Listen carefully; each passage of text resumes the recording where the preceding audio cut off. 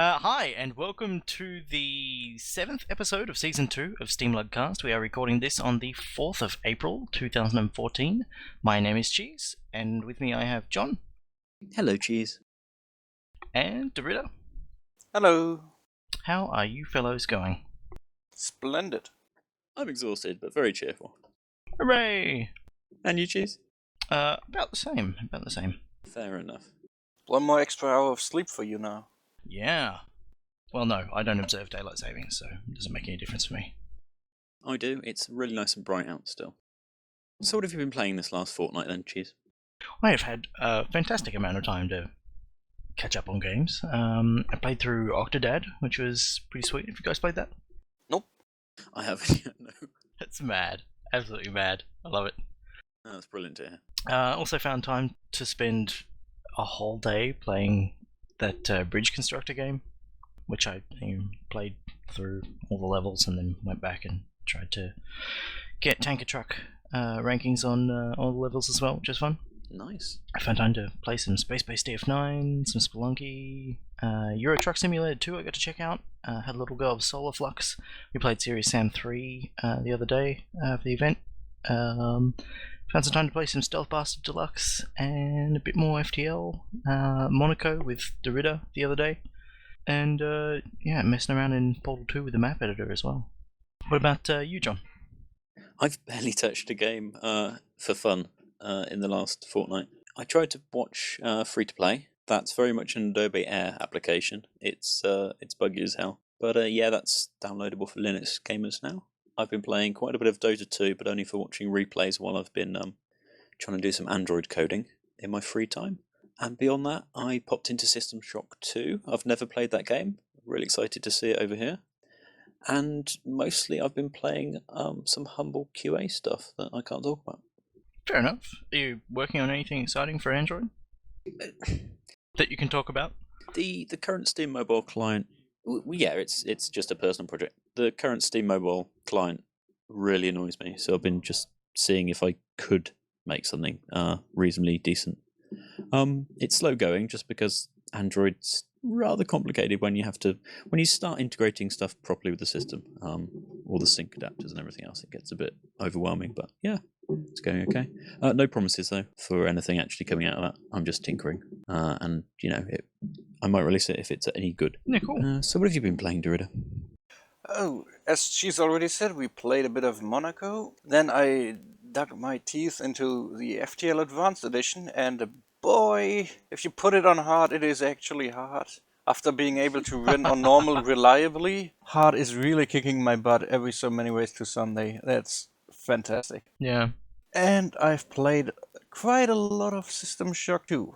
It's like the first time it runs well for me is in like 8 years.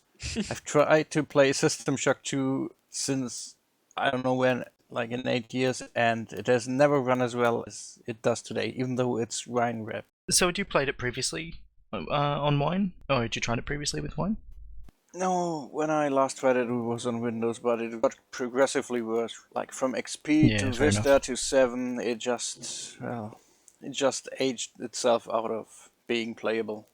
I've never played it before, so I don't even have experience with it on Windows. And the first time I ran it up, running in full screen in Wine looks nice, runs well. Obviously it's a bit dated, but should be a really good fun game. I got through the tutorial areas and just learning how old the game is, and yeah, I'm really excited. It's back in that area where whenever you looked at things, if it's something you can use, you get a little reticle around it, around the entire object rather than just your cursor. And there was a big craze for that sort of in the late 90s, early 2000s. So yeah, I'm definitely digging it. Yes, I must say it can be compared a bit to Deus Ex, and it aged a lot better than Deus Ex. Character models might not be as nice, but the environment still look quite good. The environment does look very nice, yeah. Nice and smooth.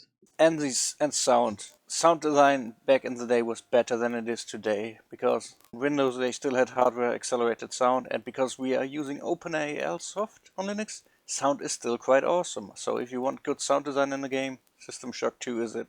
I haven't played it either. I'm kind of excited to check it out. Oh, dip in, It's kind of neat. Yeah. Yeah, it's just a matter of finding time, because it's one of those games that's going to eat up a lot of my life, I suspect, when I sit down to check it out. Right, so let's steam on and mention community stuff. Past events. Played TF2, Killing Floor, Horde, and Serious Sam 3 within the past fortnight. I think I only made it to TF2 and Serious Sam 3, but you probably made it to them all, is that right, John? Horde was busy as normal. Serious Sam 3, we played through right to the end. So that was 3M for me. And one of the most frustrating things is I think we had 5 people at the end boss. 3 of us were dead watching Dashara play the game, and then Derrida popped in. I know. We'd all lost our lives, and we were just watching him, and he's got 2 or 3 lives left. Derrida connects, and Oh yeah, I forgot that you guys had live life limits on that one. Yeah, it's pretty frustrating, especially because the easiest way to get around it is just to disconnect from the server and reconnect again. Yeah. So yeah, when we came to realise that Tashara was sort of flying around for 20 minutes and not finishing it, I disconnected and reconnected, and then we defeated that boss, and yeah, so happy to see that game completed. That's the second time I've finished it all the way through, with the SteamLUG guys, and it's frustrating how manic it gets right at the end, but it's really good fun when you do actually finish. Yeah, but in the future, we should maybe not put life limits into our games. Start the event hours before. Yeah. A couple of people were talking about doing like survival or some other kind of co-op mode. Yeah, definitely thinking we'll change the game mode next time. Maybe, some coin co-op or some survival waves or something. Just to get the games a bit shorter and, not be a bit too tedious. You're welcome to join us for those. The TF2 event was cool as well. We had fairly good turnout for that. Mm-hmm. I think we filled the server. Don't honestly remember my memory. Yeah, it's gone back a while. But coming up this month, we've got a whole bunch of events for games that we haven't previously played with SteamLUG before. Yes, like Duke Nukem 3D. They just recently patched in the multiplayer, and that includes a co-op mode, and that is what we will be playing on April the 5th. Oh, that's going to be so much fun. Yes. And we've also got a Oil Rush event lined up for the 11th. It's a game that's been requested since it first hit Steam, so hopefully we're going to get a good turnout for that, as we kind of never really have room to slot it in. But I'm looking forward to playing a bit more. Yeah, absolutely. It's a very casual strategy game, and even people like me who generally suck at strategy games can get some good games going on there. So, and I've seen almost everybody has it, so I expect a good turnaround, please. Yeah, and that one's on the 11th of April. We also have a Starbound event scheduled for April the 12th. That's also been fairly well requested, and now that I think character wipes are sort of mostly a thing of the past, that'll be enjoyable for people a bit more, I think. Yeah, and thanks to Nemoda for supplying the server. I was going to mention that later. We can mention it now. No, you don't get to. And we've also been looking at getting Guns of Icarus Online as a regular event outside of our listed events. So we have a discussion post for that. Yeah, there's a few of us who've play a little bit outside, and a few people who might be interested in play more regularly than every couple of months or every few months when we do for SteamLUG stuff. So it's kind of a good opportunity to build more of a community within the community kind of thing. Yeah. We've also had a couple of requests to list some more times to sort of US-centric, because we have quite a large amount of community out there as well. So we're looking for 1 or 2 people that can actually sort of own those events and look after them for when, obviously we're either sleeping or not around, to be able to sort of shepherd people into Mumble and servers and the rest. So if you're interested, you can post on our discussion group and let us know. Yeah, we have a thread somewhere for people to add help with. We'll add that to the show notes, as I can't find it now. Moving on to other community stuff, I had the opportunity to interview Tim Shaver a couple of weeks ago. After I'd actually been trying to line something up since the crowdfunding campaign for Double Fine Invention launch, so for a couple of years now. He's a fairly busy fellow. But during the interview, he said that since their first Humble Bundle, they've always been committed to Linux, and they're expecting to have future PC release titles to have simultaneous launches, including Linux, which is kind of sweet. Overall, good interview, very relaxed. You should definitely listen into it if you like Double Fine or what Tim Schafer does. Or me. Yes. maybe. Yeah, but no, he was super candid, and I really appreciated that. It's really nice to just have a casual chat with him, and both of us having a good time from what I could tell. I'm very jealous that you got to speak to him. That's awesome. Sorry, I would have shared it around if I could have. What would I ask him? Norbert has been working on a new IRC bot for us. Code is up on our GitHub repo, and this little guy relays our tweets back into the chat room. It also is going to post some reminders about events for us so that we don't have to do that manually as much anymore. And I think at the moment we can currently ask it to tell us about to look something up on Wikipedia, which I spotted people playing with yesterday. Nice, I can't wait. Don't forget the most important feature. What's that? It hosts website titles for any link that's posted into the channel. So no more silly YouTube video thumbs where you don't know what you're clicking on if you click on it. Yeah, not that we got a huge amount of that before, but it is nice to have. No, our community is pretty well behaved. So I was scribbling down some thoughts after having some issues contacting Steam support with some games just refusing to appear in our libraries and work. I'd sort of written it down in a gist that I was going to link on Twitter, and I mentioned it to Expor, one of the admins of SteamDB, and he said, "Hey, why don't you write a guest blog and we'll host it?" So I did. Oh, nice. I generally explain how the process of owning a game on Steam allows you to get the content, the depots from the system, and explained all the different categories that are listed on steamdb.info/Linux and why some of those descriptions appear and what they mean, and how some devs can fix them, and how some of the data just is incorrect. It will say this game's really nearly ready to be released, and it isn't, but that's just because of how the site sort of computes what value it shows. And I just described that, and I'll link that for all you guys. Feedback would be welcome. Yeah, it's fantastic. I'd spotted it come up in my RSS feed, but I hadn't had a chance to read it yet. Oh, that's okay. Humorously, I got a question from my father earlier. He was like, "Are you sure you wish to say Volvo here?" Oh, did you? I laughed. I was like, yeah. But yeah, he skimmed it and he's like, That's awesome. For anybody who's interested, the quote in question is, SteamDB is a third-party tool that listens to the fire hose of data that the regular Steam client is sent. It is not affiliated with Valve or Volvo at all. The only light-hearted sentence in that whole thing. It's not overly technical. I mean, it's... It's good. It's good. I do feel for Volvo. I don't... Oh, yeah. Well, they get free PR out of it, so... I suppose it's good that they're taking it good-naturedly, but I can imagine it being, disruptive when several million people start hassling them. But the post isn't too technical. I do gloss over quite a few things. It's not in depth at all, but it just it roughly describes how the sort of data works behind the scenes. Brilliant. Other community stuff going on. We're doing the Book of Unwritten Tales starting this week for Game Club. That's a Linux-friendly point-and-click adventure by King Art, the guys that did The Raven and Battle Worlds Chronos. For anybody who's interested. A very charming game. I recommend everybody who doesn't want to play it at least look at it. You should get some enjoyment out of it. Very charming and funny. Yeah, I hadn't played it before, so I'm kind of enjoying the opportunity to check it out. And also within the past fortnight, I released a new free software project, which is pretty much just a web page, but it's to aid with transcribing, and we'll be using that, or some of us are going to be using that when working on the cast show notes, so that's kind of nice as well. I see Roberto Zek making a happy emoticon down there. He's pretty excited to have it. He's waving. It looks like a fantastic productive tool for something I would never want to do. Well, transcribing is this it's not a very pleasant task. It's very menial. Yeah, it is hugely menial. And often, unless you have a dedicated tool for it, you're alt-tabbing around, and that's really slows you down.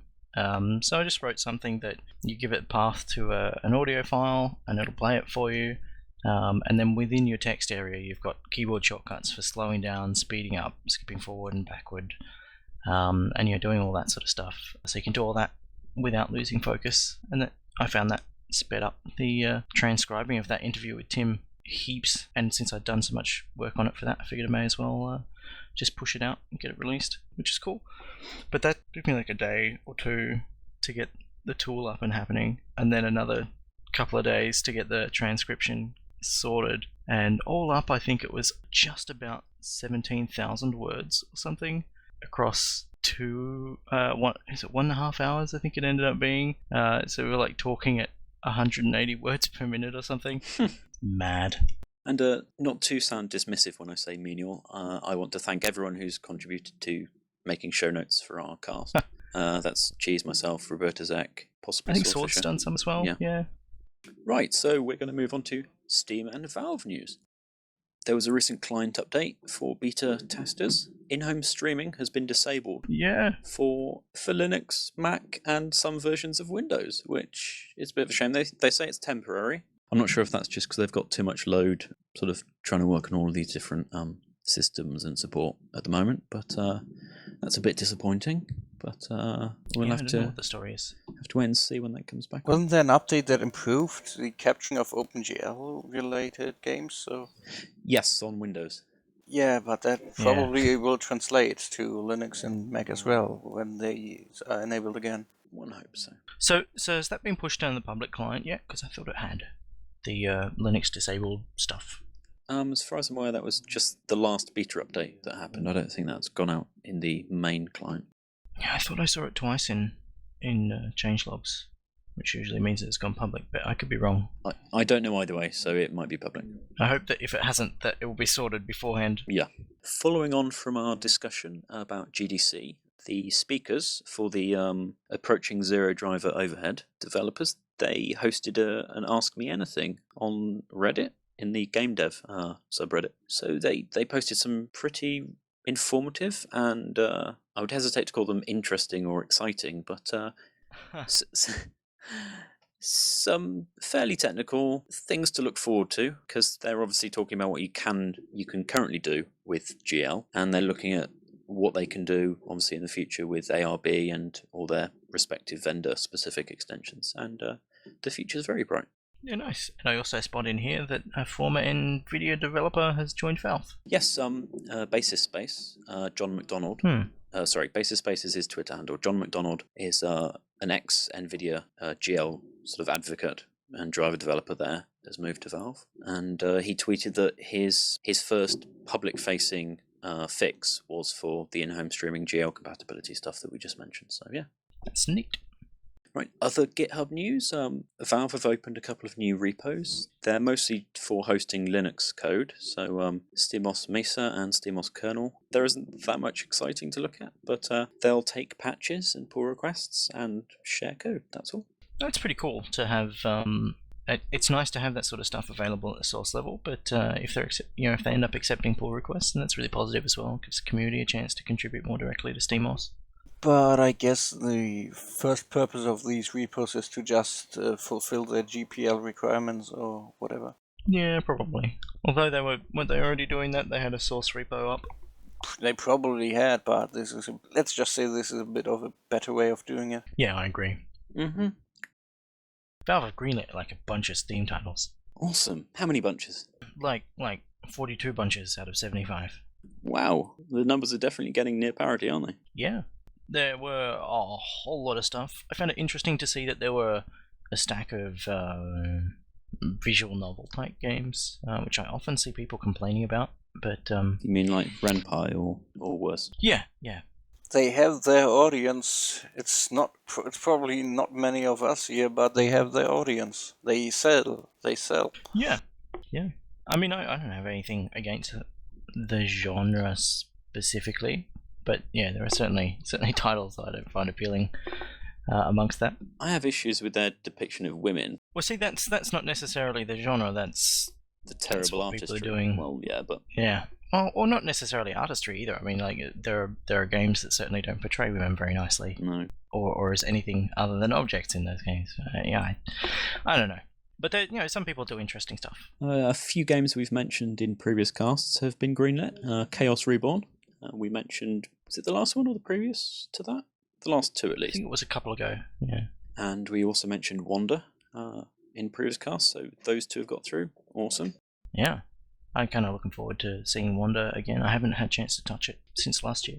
I pulled out Windward to mention. It's an oil rush sort of style RTS, top-down, sea-based. Any games that interested you? Yeah, Paragon. I have seen that on Desura before. I was on the edge of picking it up. Maybe I'll wait till it's out on Steam, but it looks very interesting. It's pretty much an Elite-like and very large-scale universe. In most space games, you pretty much all fly through space, and planets are just objects. And when you approach the atmosphere, you die. But there, you can actually land on planets, and there are cities there. It's looking pretty ambitious. Not the best graphics, but at the core, still a very complex game, it seems. Yeah, it does look kind of... I hadn't really heard of it before we were talking about it the other day. But yeah, I was kind of impressed by what I saw.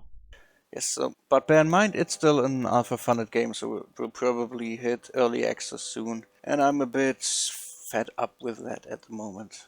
So I will wait till there's more game to buy, or till it's completely done. Yeah. I saw Impulse, which I thought looked kind of neat. It's this sort of first-person rhythm shooter game where you get chased by cubes. Yeah, I don't really know much about it, but it seemed more interesting than most other games that are based on your music kind of thing. Anything else that you liked? No. Well, we could nothing that really stood out to me. We could mention True Combat Elite, which I liked in 2006 when I last played it, when it was still being developed, which it isn't anymore now, but it got greenlit. So there's that. I don't know how, but it's there. It's sort of Counter-Strike saucy, isn't it? Gameplay-wise, it's a bit more like Arma, I would say, but in a more smaller scale, urban environment stuff. It's very much one shot you're dead, or 1-2 shots you're dead. Very high lethality, tactical, all that kind of stuff. It was good back then, but I honestly don't know if anyone even plays it today. If it will even run on Linux if they put it up. It's a like a Wolfenstein enemy territory based game, and they all have sound issues these days. So I don't know. Well, something to keep an eye out for, I guess, to see how well that runs if and when it arrives.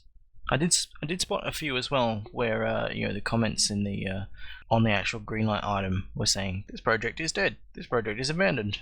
Yeah. So we've still got some slipping through that look like they're not getting much attention.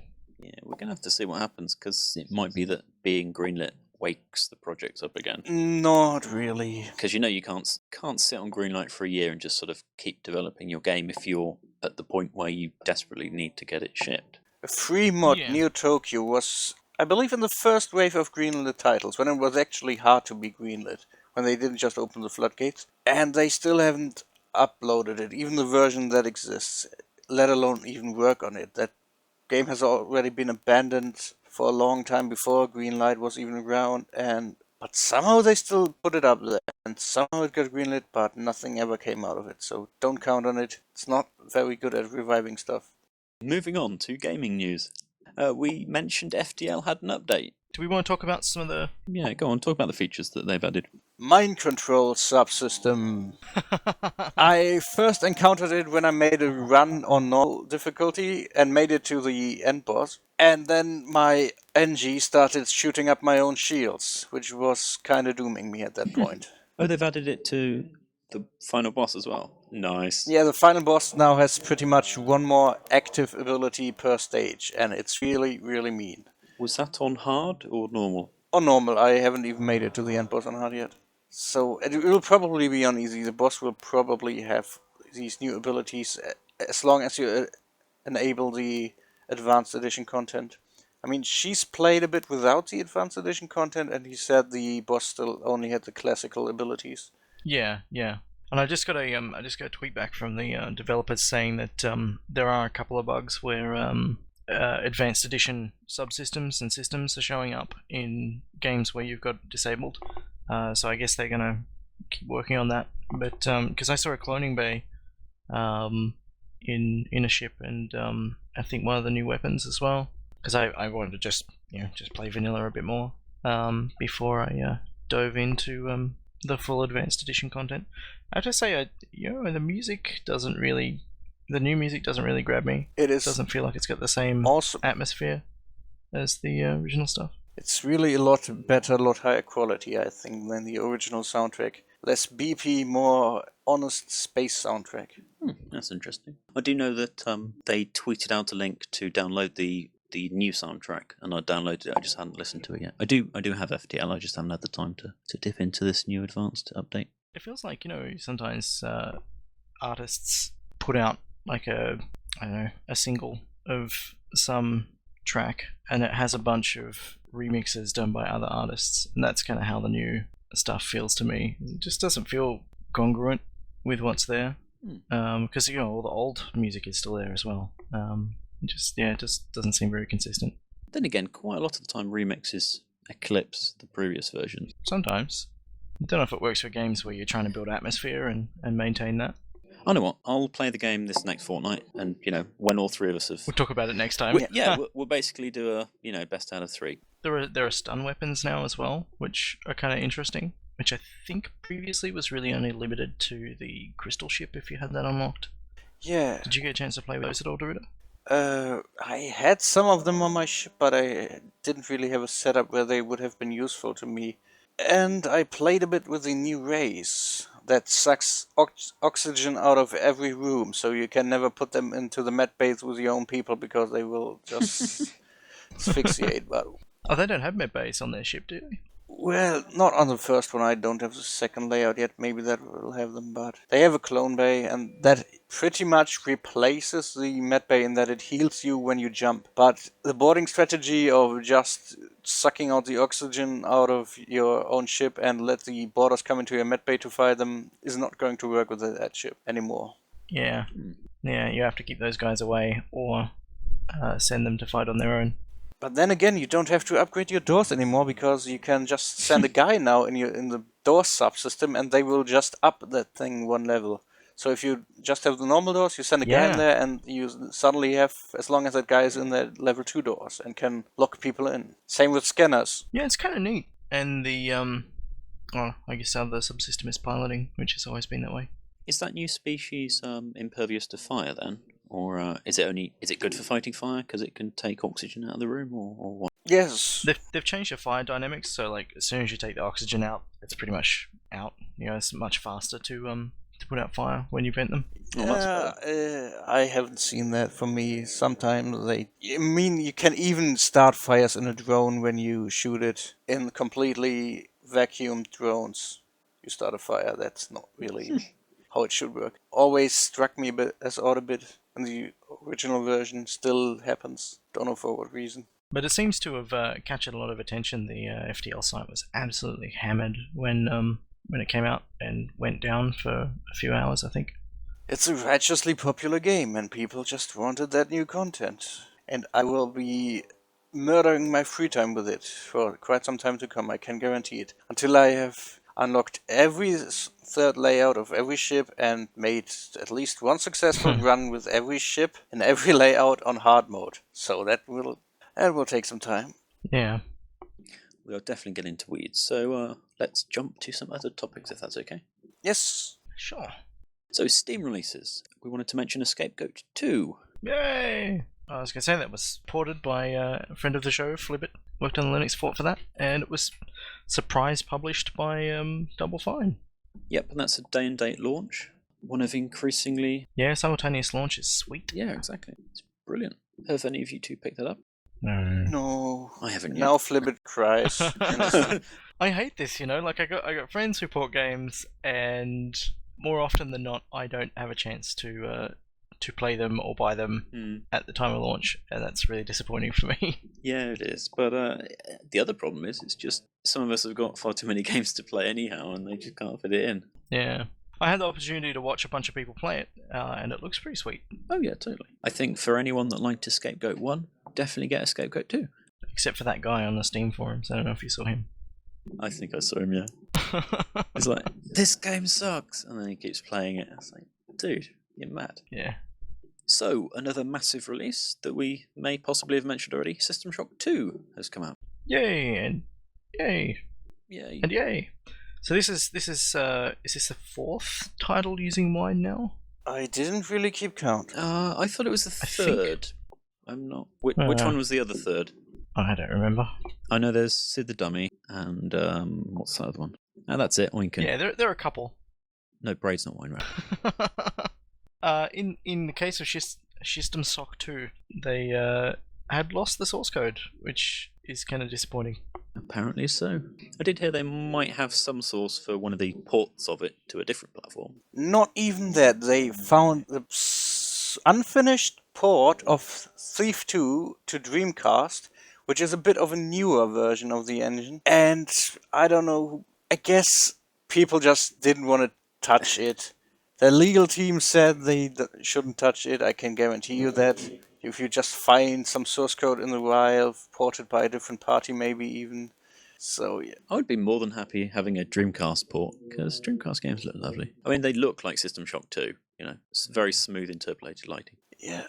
Yeah, was it last year or the year before? I attended a bunch of launch events for a gaming exhibition, and they had a panel talk where there were a bunch of people who'd worked in the industry for some time, as well as a bunch of people involved in cultural preservation, libraries and archives and that sort of stuff, talking about the issues that face games, in particular, and really there is like no culture of preserving anything. I'm at a point where like a lot of the old hardware is degrading to a point where it's kind of not going to be preservable, irreplaceable.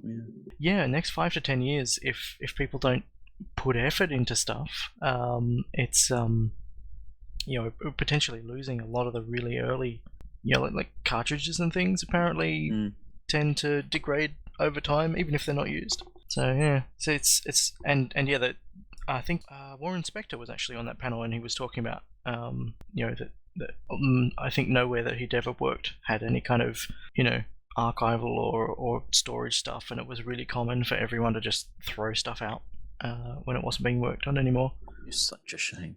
Yeah, it's really disappointing. People might condemn emulation, but I can bloody guarantee you that's the only thing left in video game museums in 50, 60 years or whatever. Yeah, pretty much. Yeah, and they were talking about that, and they're also on one hand not condoning, but on the other hand also praising abandonware movements and people sharing games that aren't covered by Oh, exactly. I was going to say that that aren't meant to be shared. Yeah, torrents of ROMs are probably the best way to get hold of an awful lot of older games, and it wouldn't surprise me if it even becomes popular for titles like N64 games, because it's so hard to actually find the cartridges nowadays. Yeah, but it's also too transient. Like it's not really a reliable method of keeping things around, because all it takes is for a bunch of people to not be interested anymore and forget about seeding it, or accidentally lose it in a hard drive crash or whatever,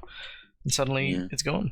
But there are of course other problems with archival, in that an awful lot of the formats that are generated for games that would be stored with the source aren't necessarily in formats that are then readable nowadays, because an awful lot of the sort of intermediary formats aren't documented either. So I think we also currently, with what we've got going on now in the industry, we're introducing a new hurdle for the next generation to face, which is that we're going to have all these DRM mechanisms that do not, that work heavily against the ability to preserve and archive stuff. And also, we're getting more and more games with content that is streamed online that is unlikely to end up getting archived or preserved in any way.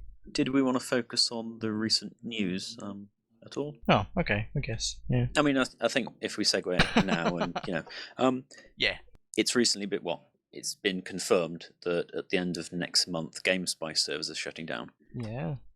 So there are still a bunch of titles using GameSpy stuff. It's hard to know what's going to get updated and what's not going to get updated, but it's probably going to hurt a lot of legacy stuff that's not really being maintained anymore.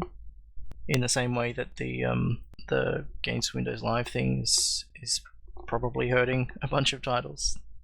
The surprising thing is it tends to apply to games that haven't sold on Steam, but games like Dungeon Defenders used GameSpy for their no DRM versions that went up on Humble and Desura. That's even more humorous, that the DRM-free versions are having issues with networking due to a system that is third party and the rest. So Borderlands is a big user of GameSpy, and they're currently looking at options to move from it.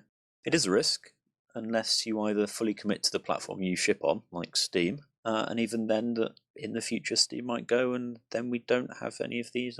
Well, yeah, they might change their IP and retire their old one. Yeah. I mean, these sorts of things mean that somebody somewhere has to invest development time in working around or moving past. In replicating the APIs, and Yeah. So, yeah.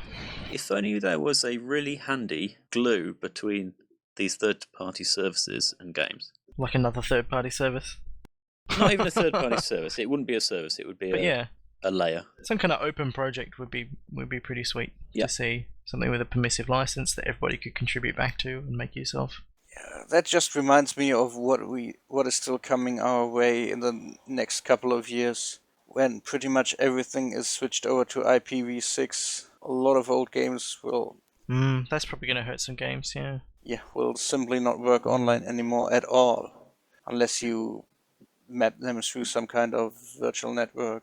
It is pretty easy to ship IPv4 over IPv6, though, so... Yeah, but I guess still the matchmaking services will not work anymore then. Is anything else that you guys spotted in recent Steam releases that you'd like to talk about? I wanted to mention this game, Favors Alchemy.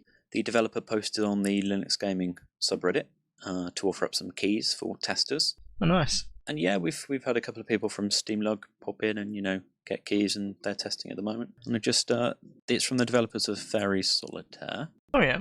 Yes. I'm not sure what the progress on that is at the moment, because it's still sort of in limbo. I know the Linux port exists, but it's behind a passworded beta at the moment, and it's been that way for quite a while. So. All right, I thought it was already released. No. In some ways, that sort of inspired me to write that blog post. So Yeah, fair enough. Everything is connected. Yeah. Anything you want to mention, Dorita? No, not really. We have talked about the big ones. I mean, I had a look at Breach and Clear, but then figured out it is a mobile port again. Looked at some of the gameplay. First, it looked cool, like a bit of a tactical SWAT game. But then they started breaching doors with enemies facing straight at them, but they had the courtesy to not shoot down the entire team. And I thought, okay, that's a mobile game, all right. That's one of the sort of older games I'd like. Some of the Police Quest titles. Humble Bundle have updated their bundles again since our last cast. The current active ones are PC and Android 9, which features, if you bear with me, Broken Sword 2, Bridge Constructor, Typewriter, which I mentioned last cast, Ravenhall Shadowlands, Kingdom Rush, and Knights of Pen and Paper. We're probably likely to see some bonus titles getting added to this in the second week as well. Yep, no idea what they could be. Yeah, it's a bit of an eclectic mix, this one. Yes, certainly is, because you've got simulation, platformer, adventure. It is an assorted bunch, but they are all worth your money. They're all decent games. Bridge Constructor's okay. I keep finding that I can't play it without comparing it to like Pontifex or Bridge Builder, and it is missing some features that those games had that I thought were kind of standard in these sorts of games. But it's still fun.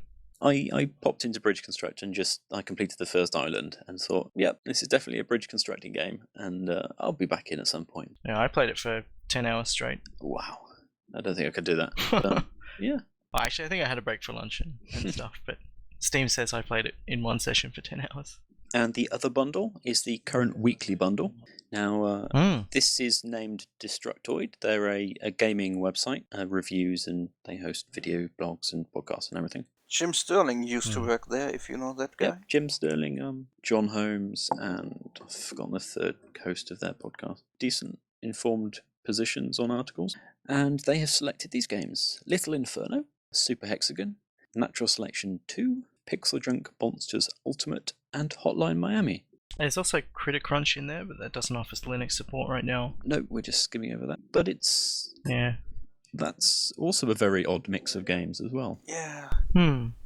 But it's still worth picking up, even if you don't go for beating the average. If you put in $1 to get Natural Selection 2 alone, that's well worth it. It's still buggy, it's still crashy, but for $1 you can accept that. I would recommend picking that up. Well, you can get away with $1, but I'm sure you could put in a few more dollars for Natural Selection 2 and Pixel Drink Monsters. You could, but if you don't want to, you don't want to. True. I mean, if you make a pay what you want bundle, I also would never cheap out on that, but if you make pay what you want, you should not shame people when they pay what they want. Absolutely. No, I fully understand. I wish really that it was framed as pay what you think it's worth rather than pay what you want. Well, that's still paying for $1, isn't it? Well, it could be if you think it's worth $1, but I see a lot of people that believe that the games are worth more and they buy it cheap and without really thinking about the implications of that.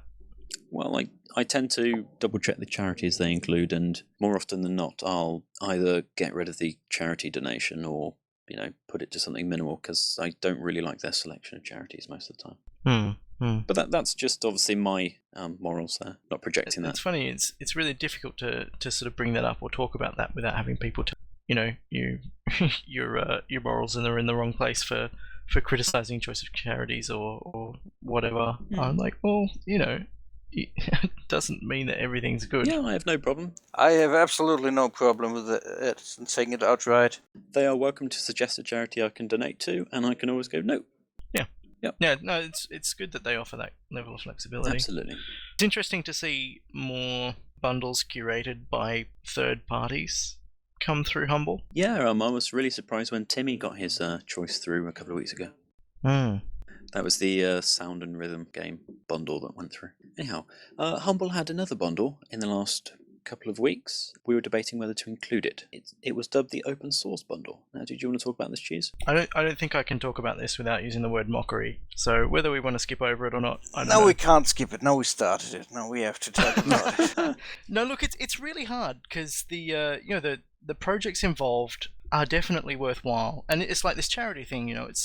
It's difficult to openly criticize something or comment on something, offer constructive feedback on something without being seen to be derogatory or derisive towards whatever it is that's caught in the crossfire, Yeah.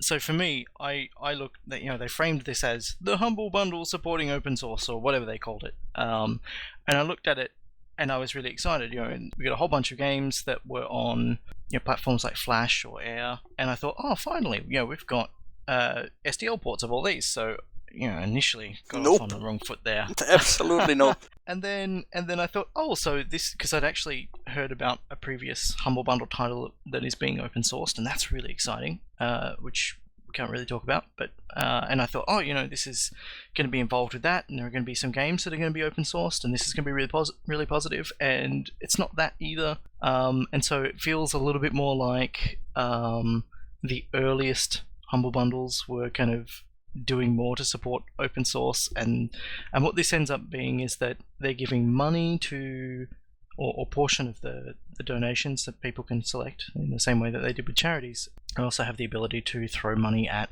some open source projects that are facilitating game development, so it might be engines or runtimes and stuff, and featured in that was stuff that allows Flash games to run. And I see this as being really positive, like Scum VM, which everyone loves, or Wine, which everyone doesn't love. I mean, I don't see a difference between the two, but people are very opinionated there. But it feels to me that it's not that supporting the open source implementation of closed runtimes is not really looking after the open source spirit.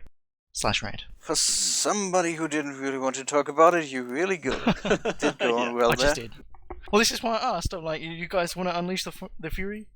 I would honestly put some money towards a proper free implementation of Adobe Air that works well. I'd rather see it die, to be honest. I want to see it die, but I also want the stuff that's already produced for it to live. And that's that's obviously where I fall down a bit more on the I'm okay with this bundle more than not. It's the same thing as Wine. I hate the fact that it exists, but I know that we've got a large amount of stuff that will require it in the future just because people aren't going to port it. So it's sort of damned if you do, damned if you don't, really. I mean, don't get me wrong. I think that OpenFL is a good project. It's a worthwhile project. It's a really important project to have for legacy stuff, but it really is geared towards allowing people to continue to work with these APIs. They do also expose an API that's lower than the Flash implementation, so people can use that rather than them working with with the Flash APIs, which is really nice, and apparently they did that based on feedback that they've gotten, so that's really positive, and they're listening and they're doing really cool stuff in that respect. But it feels like there are potentially better projects to be choosing to support, which are actually contributing to the future of open source software. Yeah. Let me just add to that I have not really believed in any kind of ideals Humble might have since they did that THQ bundle and just threw cross-platform and DRM-free all out of the window. And I just gotta say about the open source bundle, forget that silly premise. Look at the games. Do you like them? Don't you like them? Pay what you think they are worth and just get the games if you want them, and don't even bother with the ideals. And let them know by not giving anything to the charity or whatever that is, or to the open source project. It had Neo Scavenger for cheap. I think in that case, I'd rather buy the games separately. So yeah. Hey Cheese, Yeah. didn't you pre-order the Oculus DK2? I did. I supported them on Kickstarter. So yeah. Then what do you have to say to Facebook buying Oculus VR for $2 billion? I think you mean for 400 million plus stock options Yeah, for a few funny money. upper management people. Yeah, but it sounds better if you say $2 billion like Dr. Evil did. With your little finger in your mouth. Yeah. I don't know. I just had a rant. Why don't you guys talk about it? And I'll join in. I actually Or I don't can really just talk care about it. as long as they still come out with their dumb only HMD device, not some kind of AR device. As long as they keep that what Facebook wants and what the original Oculus VR backers wanted separate, I don't really care. I don't see that as much as a bad thing as some people made it out to be. Do you feel that that's likely to happen, though? No. I do not know. I've heard that Facebook allows their companies to operate pretty self-sufficiently, like WhatsApp hasn't changed yet, and Instagram still is Instagram, so maybe Oculus gets to stay the way they are as well. The thing is, though, Instagram is a photo taking and sharing thing. It's kind of hard to integrate it into Facebook without completely changing the sort of workflow that it has. Same with WhatsApp. There are really good sort of independent apps that still integrate with Facebook at the back end. So, all your messages and photos still go through Facebook at the back end. And at some point, they will integrate sort of publicly sharing bits and bobs from that, as sort of being able to use your Facebook username in WhatsApp and the rest. I know what you mean, but For Oculus, I'm more worried because Facebook don't have an obvious way to gently integrate it. And The thing that worries me is that their press release specifically talks about them wanting to chase persistent social platforms, and that's not what the Rift is. no, the Rift is a hardware device for immersing yourself in VR. Anything to do with Facebook is all What the they're talking about and describing is software more side of it. AR stuff. The most interesting thing is listening to gaming podcasts. Quite a few people sort of incorrectly think it's all related to AR stuff, whereas Oculus has always been quite vehemently behind VR rather than AR. that I agree with. I have no idea why they bought them. Well, see, this is the worry that everyone has, is that Facebook is going to potentially exert pressure to get Oculus focusing on AR rather than VR because it more closely fits with where they want to go. And it's odd that they do specifically talk about AR use cases in their press release. If they were that interested, it would not surprise me that Rick and Jerry would also get hired by Oculus soon then. If they were interested. If they're looking at them in tandem. Yeah, obviously, but if the same thing happened, here have $2 billion in, miscellaneous funds, whether they would do that as well or whether it would be less, because obviously they don't have a selling product at the moment.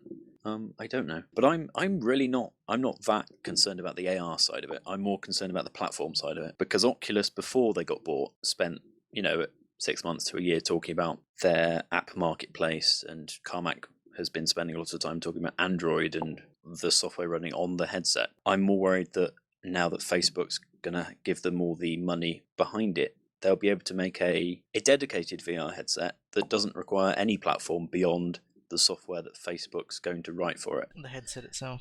Yeah. In one way, that's really good, because it means that anyone will be able to buy this headset and it will just work. and they can, plug it in or connect to the internet, download stuff and the rest. That's brilliant. But I want to see it more as a peripheral that can plug into any equipment I have and use any platform that I have. And that's what I'm worried about. The fact that it will be an ecosystem play rather than anything else. I think that, like, as far as proliferation goes, that there is much more, much higher likelihood of adoption if it is treated as a peripheral, and that was always the philosophy that it seemed to be working behind. But you're right, there are new people coming in who seem to have leaned towards, different kinds of implementations and stuff. So, I mean, it's really hard to see where this is going to end up going. I mean, ultimately, my point of view, like, as a Kickstarter backer, when I backed the project, I backed it because I wanted to see somebody break open the consumer VR market and make it something that people would take seriously. And that legacy has already been realized, I think. But I do see the other side of things. Like Notch did a blog post talking about how this kind of concerned him a bit, and ultimately at the end of the day he didn't throw them. What was it, 10,000 or something? He didn't back them and invest in them on Kickstarter just so that they could build value for acquisition. Yeah. It's kind of the opposite of what most crowdfunding campaigns are all about. And Oculus really pushed forward this indie spirit. Like I never saw it coming. The problem is, as soon as you get venture capitalists interested and invested, they are always going to seek a way to get more money out of what they've put in, and it was pretty much already done as soon as Oculus took the first round of money from Mark Andreessen's venture capitalist firm, and who's the other guy? Someone I can't remember his name. Yeah, that's the thing. There's always a buyout strategy of when there's venture capitalism funding involved. They want to just bring the company to a point where they can sell it off for a profit. And it's sort of more frustrating that Valve sort of seeing the technology that they want to exist, not really doing anything more than sort of R&D, and Carmack seeing the project. And he said publicly on Twitter that he recommended that Palmer speak to Sony because he knew that Sony was working on VR headsets at the time. And it's just sort of frustrating to see that. I wonder if Carmack sort of thought, hey, maybe it is likely that this company would get bought and I'll get more money for my space ventures, which he's obviously said publicly now on Twitter that it will help fund his next return into space, which is it's good for him. But is that what he said though? Yep. Because I got the impression he was talking about being wanting to go back into space stuff, but was going to focus on VR specifically for a couple of years. A few years ago, he wrote a blog post saying that he'd spent an awful lot of money in his space aeronautics company, and it hadn't really amounted to much. So he said he set it aside. And when he tweeted about not having much focus, he was talking about he wanted to dedicate his interests to VR. But of course, he's also said it's very good because he will get money from it. Norbert's quoted his tweet, so I'll put that in the show notes. Yeah. No, I didn't really get a financial vibe from that, but I guess I hadn't read that other blog post, so that's extra content. Okay. But I think we're beating this subject over the head with a dead horse. Oh, I was going to beat it a little bit more. You have a minute. Go! Alright, I can totally relate to people who don't want to buy a product that's associated, affiliated, or funded by Facebook. I think that's fine. That's okay position to have. I think that if there's backlash from this, I think it's disappointing that, the response that they've gotten, I think it's entirely predictable. I think the fact that Oculus went ahead and did it without communicating what their plans were to people beforehand. How could they? But they couldn't. Investor-wise, they couldn't. Either it would be inside trading. There was no way they could softly breach that news to people at all with FTC regulations. I mean, not necessarily saying that they were partnering with Facebook, but saying that they were looking at getting acquired would certainly have given a little bit of. That would have put nerves in if they'd have said that they were looking to, because then people would be really afraid of, are they going to go under or something? It's complicated. Yeah, I don't know either. But, if there is backlash from this and it does cost them mind share and market share, then that's probably not a bad thing either. There are a lot of other people looking at this space and doing interesting stuff who would benefit from a more level playing field, and I'm kind of interested to see whether this helps give a bit of a boost to others. That's potentially positive as well. So it's not all bad angles to get crank you out and jump up and down. I think disappointing is probably how I'd describe that.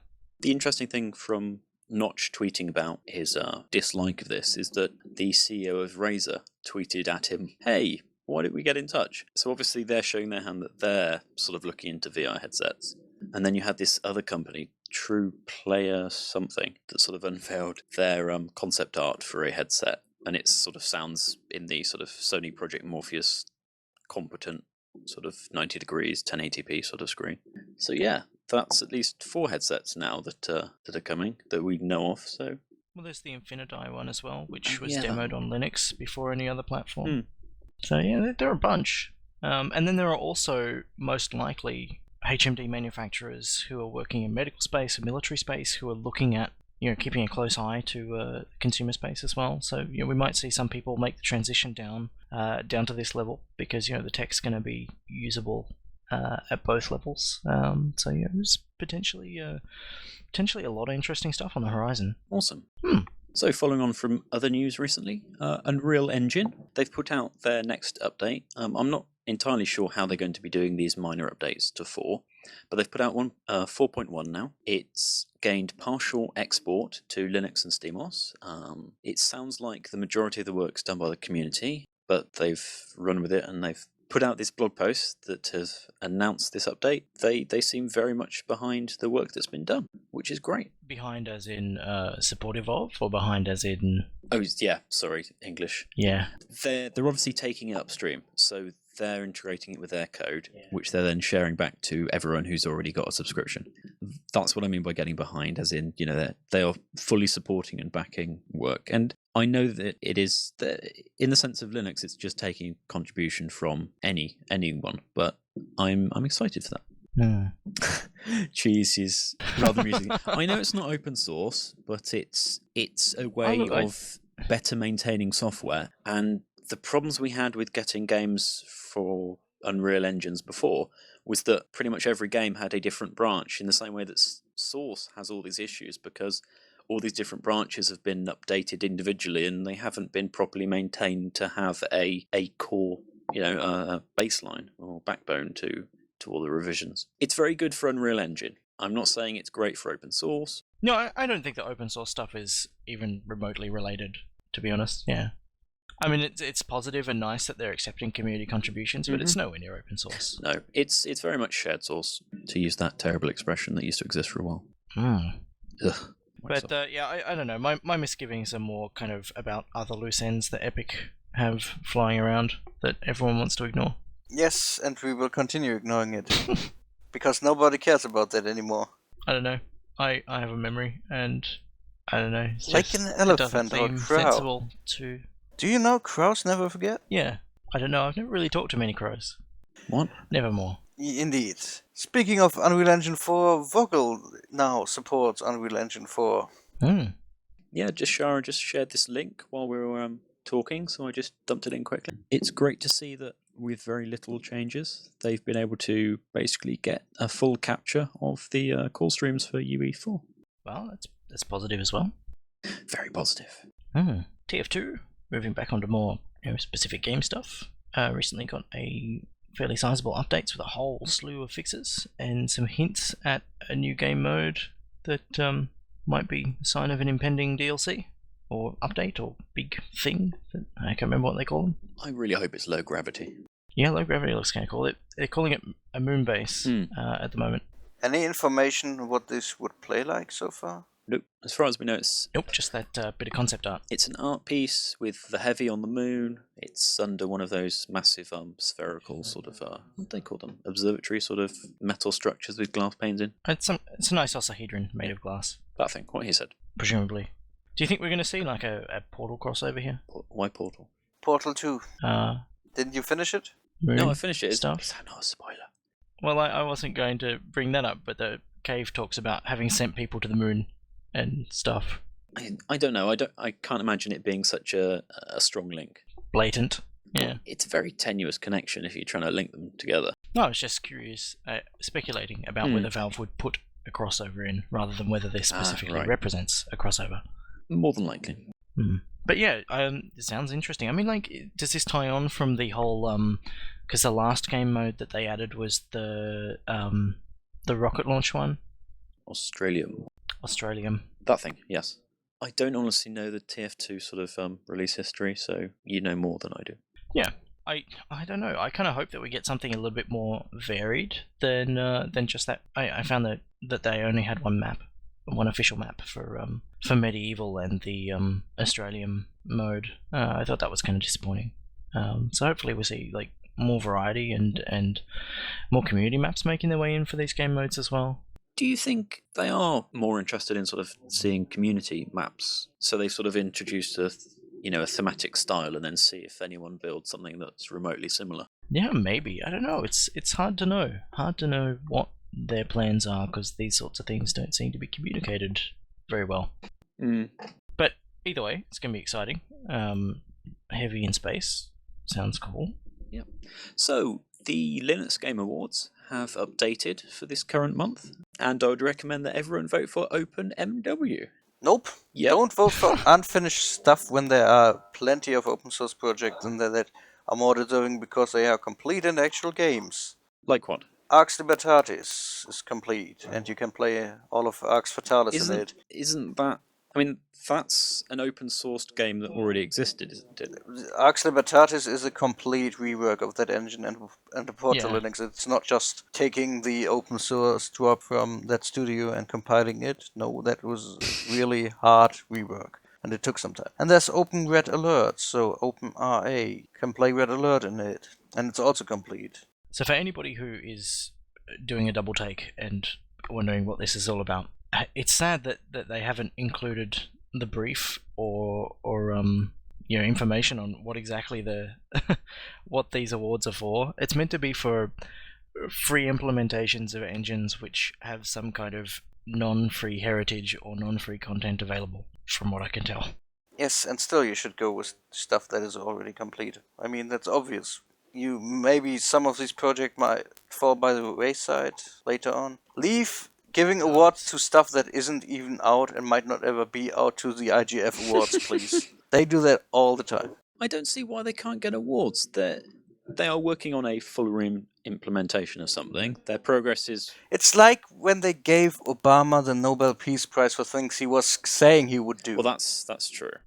You just don't give people stuff before they have put up. Is it really like that? Yes. I don't think it's anything like that. I mean, this is celebrating open projects.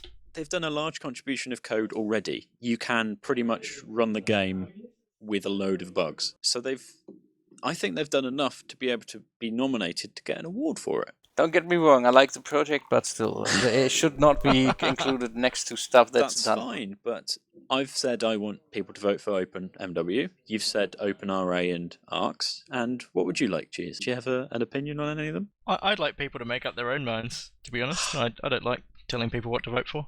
Sorry. No, that's fine. But I don't know, for me, I see it as a vote for the project that you think is most interesting or most promising or something. I mean, like, they're not like closed things where they don't exist until they're released. These things are out there and people can work on them and contribute to them. They have communities that are alive and thriving. And I would probably base my vote more on the kind of community that surrounds the project and makes the project happen than the actual software that's come out of it. But that's the angle that I come at from. And that's fair. My angle is that I'm a bit fed up with half-done open source projects. I mean, that's the bane of just about everything. You look for something you want to get done on Linux, not even games, you look for open source stuff, and then you find a project that sounds like it would do what you want to do, and then it's half done, and the last update was 3 years ago. OpenMW is not that, but that's... This is getting really depressing. That's You know that. Everybody knows that. I was going to say that, it's really positive that projects can continue to exist after, they've potentially been abandoned, because that means they have a chance of living again someday. Somebody can pick up that code and start to do something with it. Apart from Ubuntu 1. Yeah, well, they open sourced all the stuff that wasn't. It also feels like celebrating open implementations of closed runtimes again. Crowdfunding. We've pulled out 2 projects that we thought we'd mention. This developer posted on the Linux Gaming subreddit a game called Tom Sparks and the Quakes of Ruin. It's very much a Ratchet and Crank style game. For anyone that's never played that, it's an action platformer where you explore, you bash things, you collect loot, you upgrade. Generally, sort of family-friendly fun. Any thoughts? Did you two look at this? Sadly, I had not spotted it. Not really. I'm not looking at a lot of crowdfunding projects these days. I tend to avoid them unless something comes up and I go, "Ooh, that's a nice game. I'd green like that." And another game, Cult County. It's a first-person survival horror game, as if we need more of those. It does look like it's going to be a decently built and interesting game, so check that out. And I think we're pretty much done for what we wanted to talk about today. Sweet. Is there anything anybody in chat wants us to rant about since we've been ranting about stuff? And scaring people away. Come on. It's tough. Like I was like, maybe we shouldn't talk about this, and you guys are all like, yeah, let's talk about it then. No, it's great that we can talk about some things as long as we don't completely go into the weeds about. Yeah. Well, I guess when I rant about things, I usually only rant about things I care about. If I don't care about something, I'm not gonna. Yeah. Well, things that I'm passionate about, Mm-hmm. What? There's somebody asking about Bad Golf Community Edition engine. Yeah, I don't really want to talk about Unity today. Well, as long as you import it to Unreal Engine. Yeah, I could. Can't wait for that. But no, that project's still moving, which is kind of cool. Right, I think we should sign off now. Yeah. All right. Thank you, everybody, for listening. It has been a huge pleasure to share another cast with you, John and Dorita. Thank you so much. It has been wonderful. You too. cast@steamlug.org. Email us, and we'll give you stuff.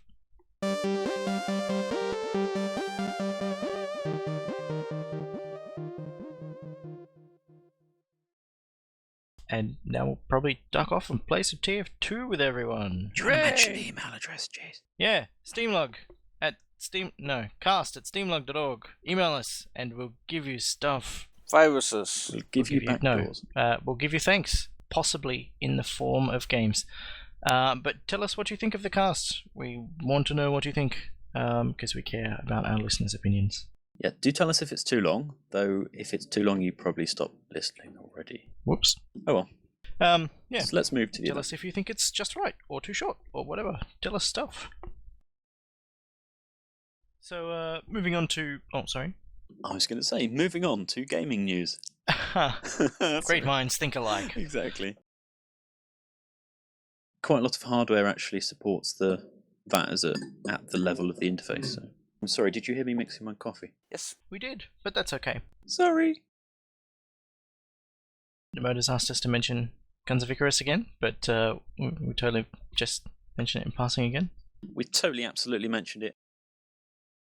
Robot roller derby disco dodgeball.